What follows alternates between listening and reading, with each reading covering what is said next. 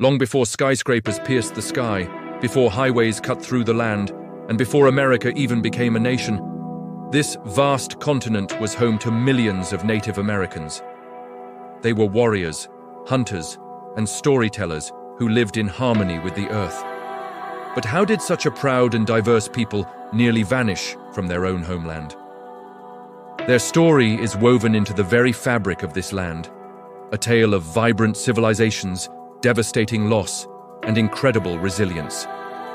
It's a story every American needs to hear, because to understand America, you must first understand the people who were here from the beginning. Stay with us as we journey through the rise, the fall, and the enduring legacy of Native Americans. Before 1492, a world of incredible diversity flourished across North America.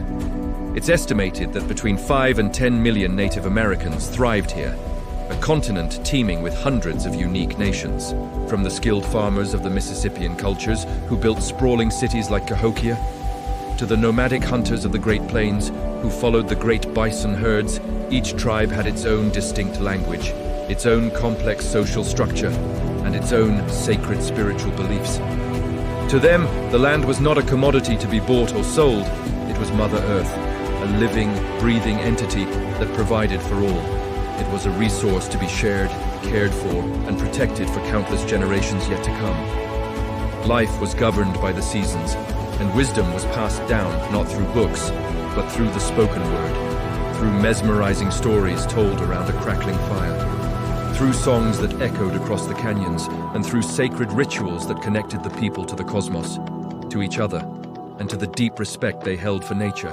When the first European ships appeared on the horizon, they were met not with hostility, but with curiosity, and often generosity. Native Americans, seeing these newcomers as weary travelers, shared their food, their knowledge of the local environment, and the survival skills they had honed over centuries.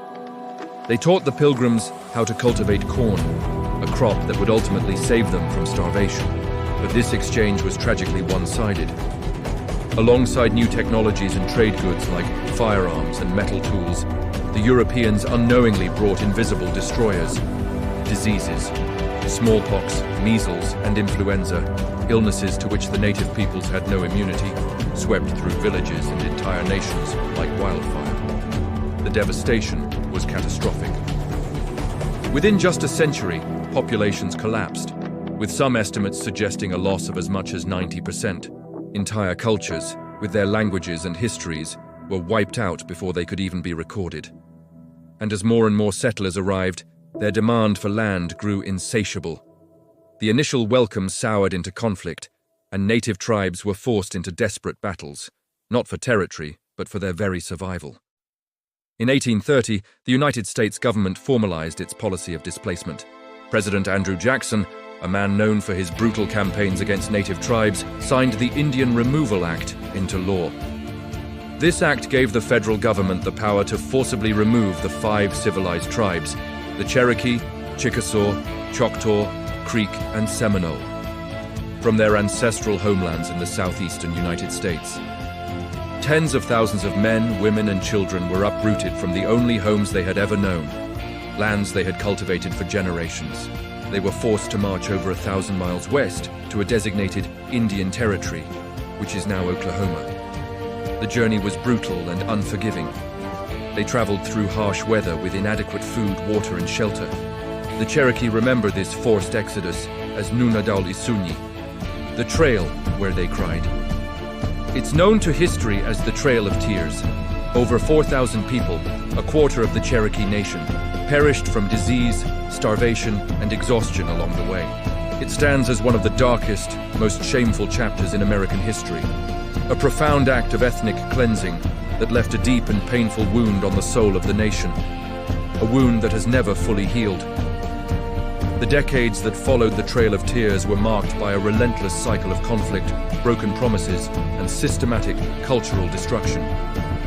In the West, as American expansion pushed onward under the banner of Manifest Destiny, warfare became constant.